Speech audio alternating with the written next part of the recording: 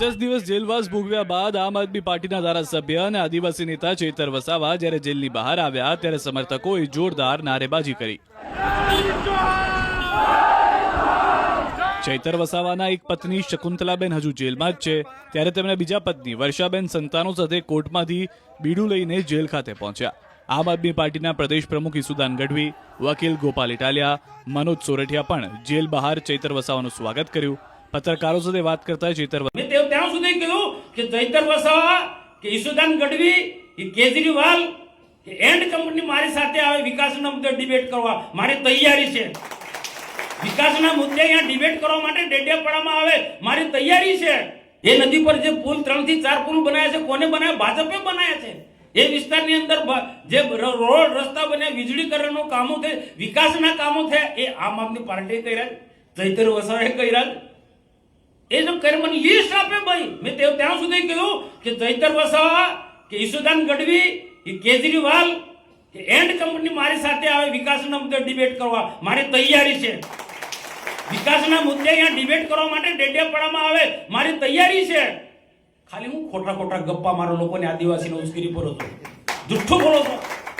આ મોતીભાઈએ વાત કે શંકરભાઈએ વાત કરી, લોકોએ પણ સમજવું પડશે ભાઈ। પ્રધાનમંત્રી કુસુમ યોજનાની અંદર કેટલો લાભ આપ્યો છે અને હજુ પણ આવનારા સમયમાં પણ ગુજરાતમાં કે દેશમાં ભાજપ સિવાય બીજું કોઈ સત્તામાં આવવાનું નથી ને એવું કોઈને લક્ષણ લાગે છે? એવું કોઈ લક્ષણ દેખાય છે?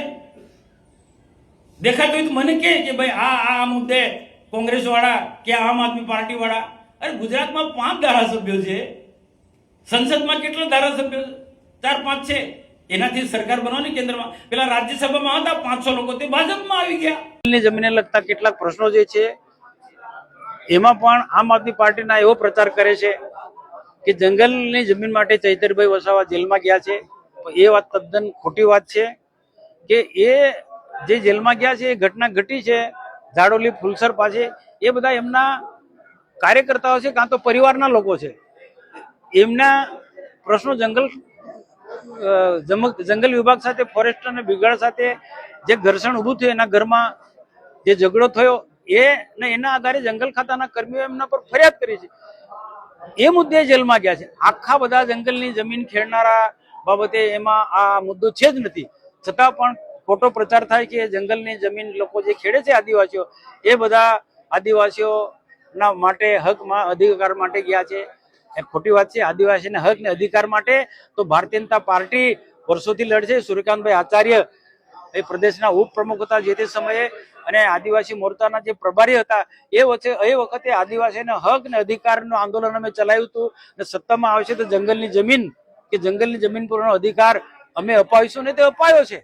અને હજુ કેટલાક પેન્ડિંગ દાવા જે છે સરકારમાં, એ પણ પુરાવાના આધારે, પુરાવો નક્કી છે, પુરાવાના આધારે એ પેન્ડિંગ દાવા વાળા ખેડૂતોને પણ મળશે। પણ એ પણ અમે લોકોને સમજાવ્યું, પણ કોઈ ખોટી વાત ના, જે જંગલની જમીન ખેડતા હતા એ પણ ભાજપ સરકારમાં મળી છે। અને પેન્ડિંગ જે દાવા છે જે હમણાં ખેડી રહ્યા છે, કેટલાક લોકો પુરાવાના આધારે ખેડી રહ્યા છે, એ જમીન પણ, એ જંગલની જમીન પટ્ટા પણ એ ભારતીય જનતા પાર્ટીની સરકાર જ આપવાની છે।